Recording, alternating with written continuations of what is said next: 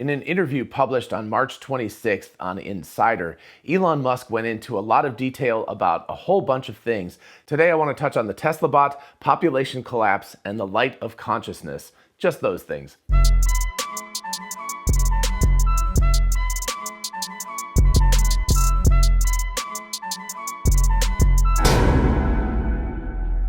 And for those of you interested in investing, check out WeBull, an amazing platform for buying and selling stocks, and now cryptocurrencies like Bitcoin, Dogecoin, and others.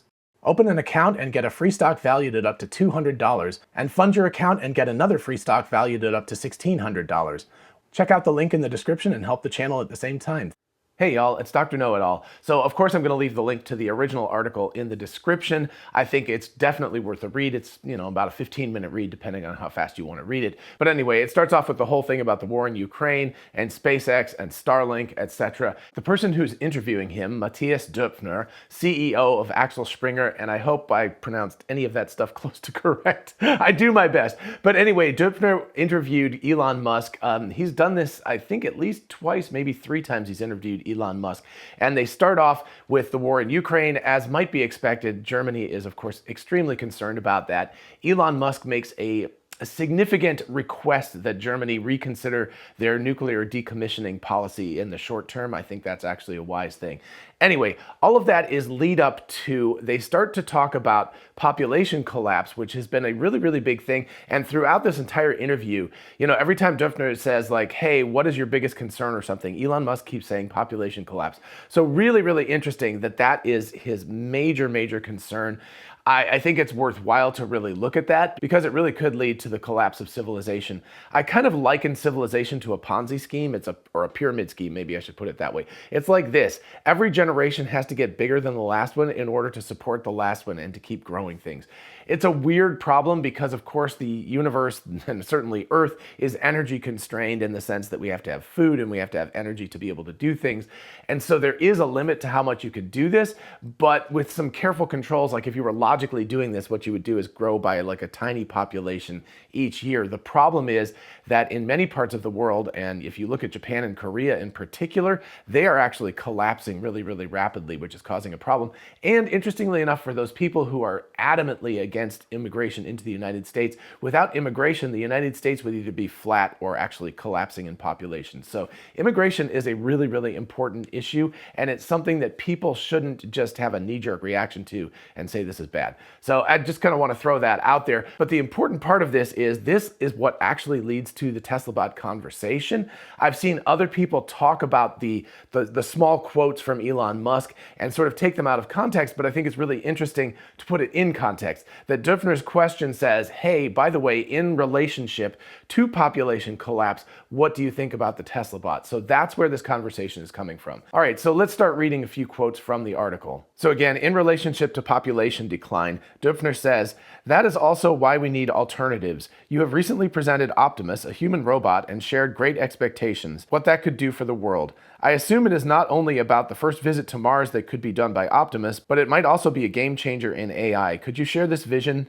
To which Musk replies, with respect to AI and robotics, of course, I see things with some trepidation, because I certainly don't want to have anything that could potentially be harmful to humanity. But humanoid robots are happening. Look at Boston Dynamics. They do better demonstrations every year. The rate of advancement of AI is very rapid. So what we're seeing here, and this is actually building on some other things that Elon Musk has said, is that Optimus in some ways is almost a defensive strategy rather than an offensive strategy. And what I mean by that is, yes, of course, it's going to grow the labor market by incredible amounts, could potentially create a labor force that dwarfs humanity's labor force, and could be an answer to population collapse. But, when he brings up Boston Dynamics is a bit of a scary company because they have been funded and work very closely with the US Department of Defense.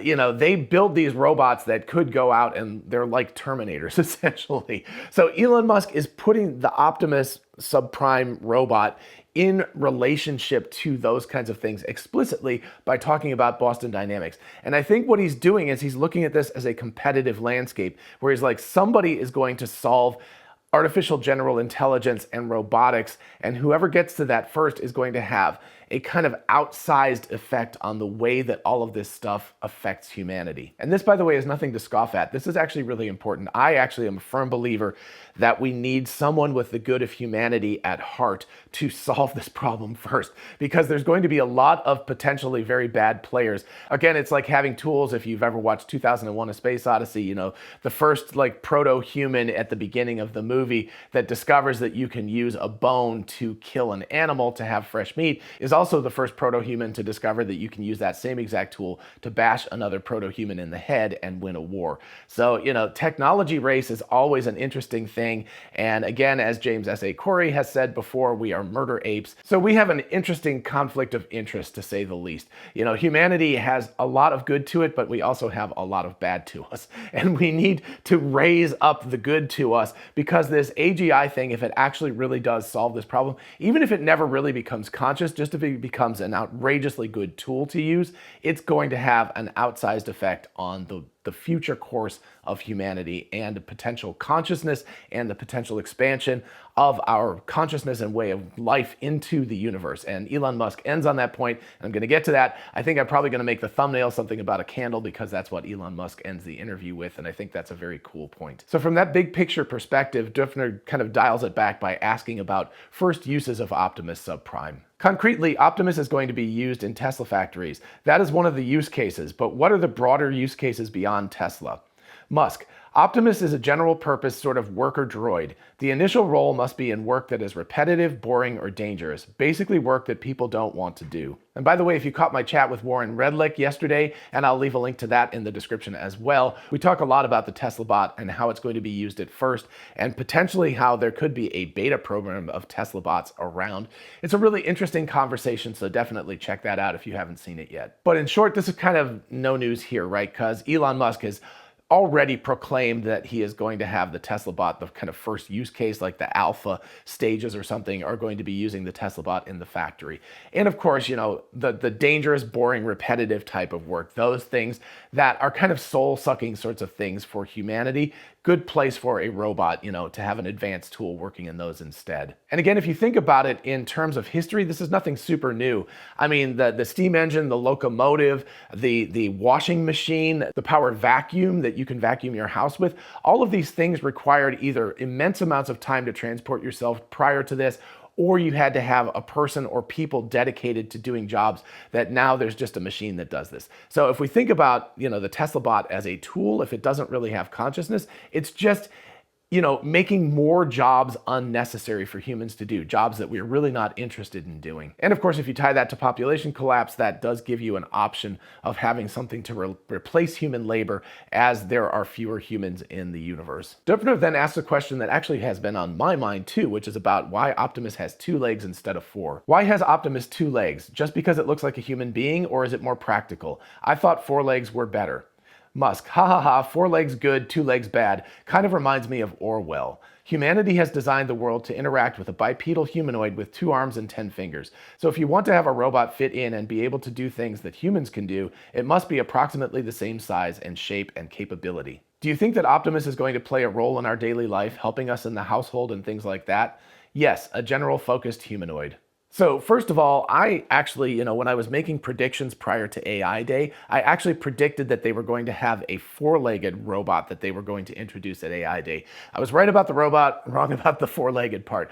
I personally still think a 4-legged robot has a significant place. I think in terms of Mars, it would actually be better, or at least a complement to having a humanoid type of robot. I do understand what Elon Musk is talking about in the real world, however, is that, you know, if you go to the grocery store, if you're a dog, what are you going to do? Grab things with your mouth? I guess you could have a weird hand that stuck out and grab things, but you wouldn't even be able to reach up to higher shelves and things like that. So you need something that's approximately human size and shape and human dexterity to do work. And then the really interesting part about the Teslabot that I don't think people have talked about quite enough yet is its general purpose. That's what Elon Musk is saying. So it starts off in the factory, but as opposed to a washing machine, you buy a washing machine, it washes your clothes. That's what it does. You can't then say like, oh, in 6 months or a year, as this washing machine learns, it's now going to be able to do the dishes, and then it'll be able to vacuum the house, and then maybe it could drive to the grocery store or something like that and go pick up food for me. Your washing machine is your washing machine. A Teslabot, even though it still is going to function as a tool, is going to become a general purpose, flexible tool rather than something that's single purpose.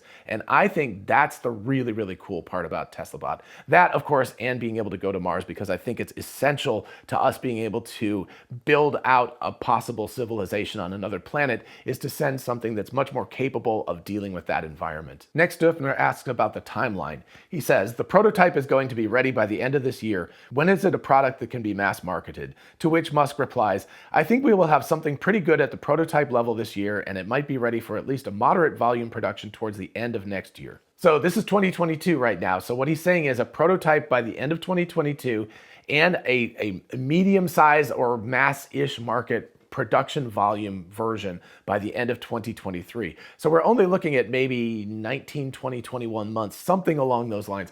Now, we could argue this is Elon Musk's time. He's tended to get a little bit better about predictions in the past. So I'm actually wondering whether he has some, reasonable insider information that this could actually take place within that sort of time frame. If it does, it's much faster than people have been thinking. A lot of people have thought that the Teslabot was just a marketing ploy to get really good employees to come and work for Tesla's AI and robotics division. But I've always thought that Elon Musk, especially with his really big push in SpaceX to go to Mars, is really interested in getting this Teslabot up and running as fast as possible. So of course we will have to wait and see, but if we actually do see some prototype models on the factory floor, even if they're just walking around doing nothing by the end of 2023, that's going to be really, really remarkable. Musk then returns to the population collapse dilemma. Optimus will be helpful with respect to dropping growth rates, but if these things continue, then what happens? Humanity dies out. Is that what we want? To which Dufner asked the obvious next question. Could you imagine that one day we would be able to download our human brain capacity onto an Optimus? Musk says, I think it's possible. So you can see Musk backing off just a little bit here. I think he doesn't want to overpromise this stuff. He's saying, yeah, someday this could happen in the future. But if you read the whole thing, he talks about Neuralink, and he says in the short term, Neuralink and Tesla and SpaceX and all of these things are focused on more sort of concrete short-term problems. Dufner then asks about the singularity that Kurzweil and others have predicted. In fact, I think Kurzweil said 2025. In fact, I think that's actually in the article.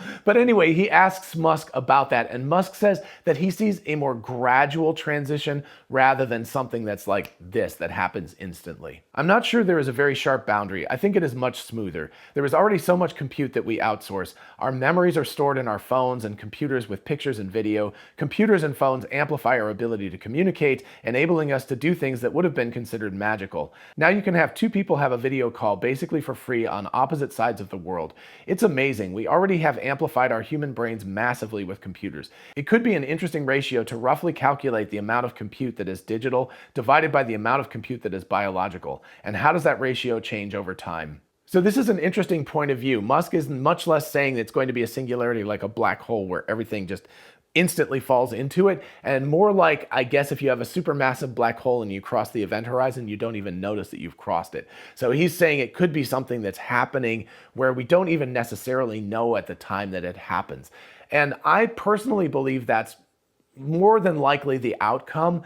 It's really fun to think about it for the purposes of fiction and stuff, that Skynet becomes self-aware on August 27th, 1996. I think that was the date that it was supposed to happen. So it's interesting to think that this thing could become alive and conscious all in an instant. That certainly is possible, but I could also definitely see it happening where these tools just get better and better and better, and we trust it and put more of our consciousness, more of our thought processes, more of the basic computational capabilities into these other entities besides ourselves. What that means for the future of humanity, I don't know. Hopefully it doesn't mean that we just become sort of vegetables like, what was that, WALL-E, like on WALL-E, where we're just kind of like sitting there watching these marketing things on screens in front of us. I hope what that means is that it opens us up to be able to be more creative and to do more interesting things with our lives rather than just becoming blobs.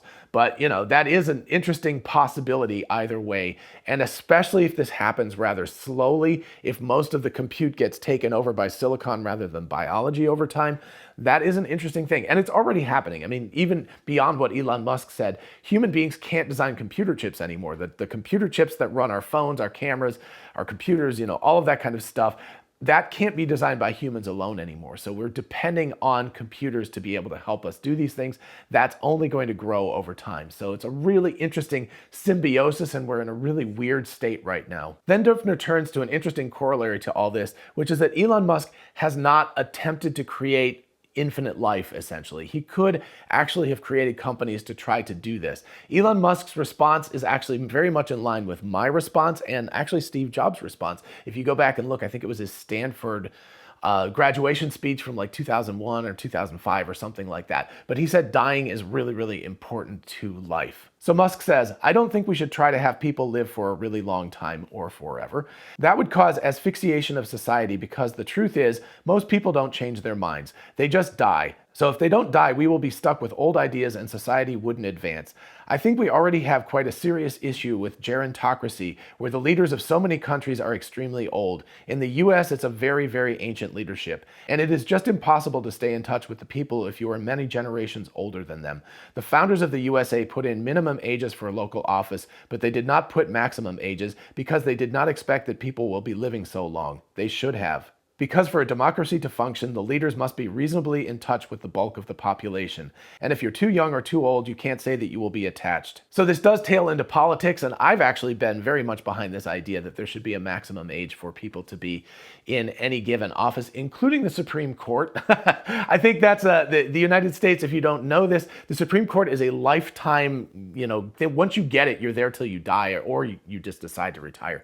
I think that all of these positions should come with some sort of age limit or term limit, maybe 20 years for the Supreme Court, and certainly maximum ages should actually be something that people should think about. Whether or not that's going to come true, it probably won't. I mean, heck, there should be term limits for people in government, but that doesn't happen either. So, this is a whole can of worms that Elon Musk is opening. The interesting thing to me is the idea of not living forever. I think to us individuals, there's an appeal to living forever, but the problem is if you look at evolution, evolution happens because the old stuff dies. I mean, literally, if you look at coral reefs, all the new coral is built on the bodies, on the skeletons of the dead coral, right? You have to have things die to build this thing up. And that is a very literal sense of that, but in terms of civilization, but even in terms of evolution, a being doesn't evolve after it's born. The only time evolution can happen, and this is really cool when you do genetic algorithms, when you're doing artificial intelligence work and stuff, and I find it really appealing, is that it's only at the new generation, when a new generation is born and comes along, that you get the chance for something new to happen.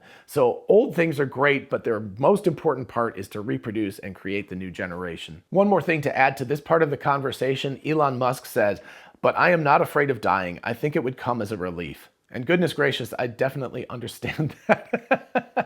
I'm not nearly as successful as Elon Musk, but I do work really hard. And there is this sense of like, oh my gosh, someday there will be a finish line. I won't have to do this forever. So there is a kind of appeal to thinking about having a finish line and not having to do this grind forever and ever and ever. So yeah, I can understand that sense of relief with dying. I think the important thing is to make sure that you've lived a life that's as fulfilling as possible so that you don't have regrets when you die. Speaking of making sure you live a life that's fulfilled, later in the interview, Dürfner turns to that particular question. He says, is there anything that you most urgently want to achieve? Musk says, in the short run, and the most pressing, is completing full self-driving, so that we will have full self-driving operating at a substantially safer level than humans. Basically, it comes down to solving the problem of real-world AI. That consumes a lot of my mind, and getting the Starship to work. Not only getting it to orbit, but achieving rapid reusability, which is really the holy grail of rocketry that is necessary for humanity to become a multi-planet species. And I think those things might happen this year. So again, it seems fairly extreme that Elon Musk is that optimistic about 2022.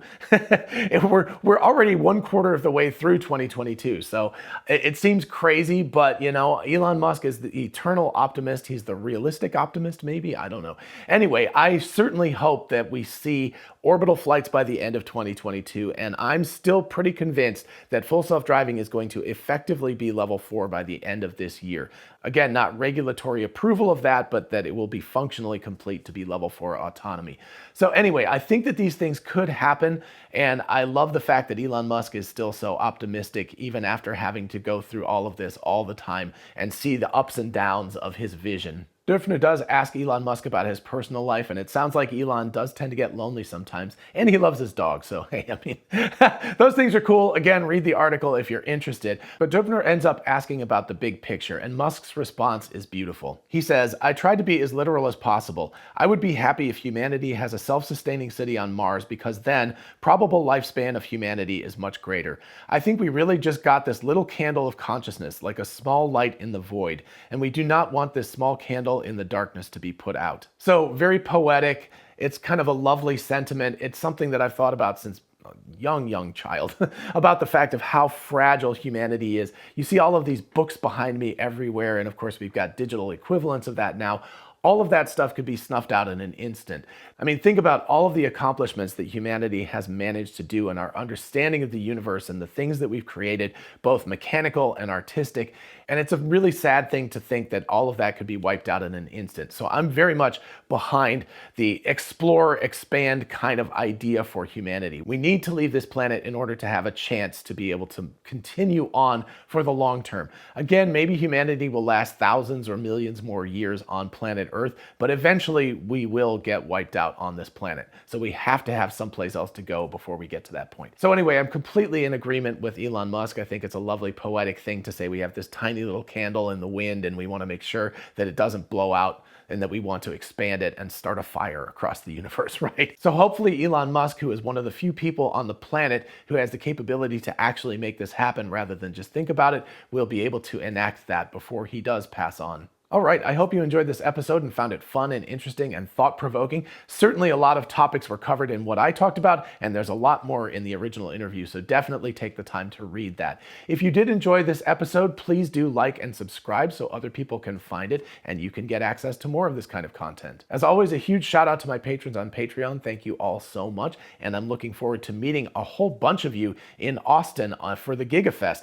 Have not gotten my ticket yet, super sad, I'm crying. But anyway, I'm keeping up hope, speaking of being optimistic, that I'll get a ticket into the GigaFest. But no matter what, I'll be in Austin for that period of time, and we're gonna have a chance to chat. And of course, if you wanna join the team, just check out the link in the description. And if you're interested in a whole bunch of really cool merch, check out our merch store, link is in the description. We have Teslabot t-shirts, the Tesla meme t-shirt, Success is a Possible Outcome, 4680 battery cells. All of that stuff is on t-shirts, mugs, tumblers, and on. So check it out. And for those of you interested in investing, check out WeBull, an amazing platform for buying and selling stocks, and now cryptocurrencies like Bitcoin, Dogecoin, and others. Open an account and get a free stock valued at up to $200, and fund your account and get another free stock valued at up to $1,600.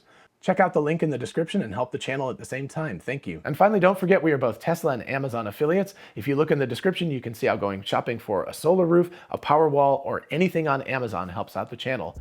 In the meantime, I'll see you in the next one. Bye-bye.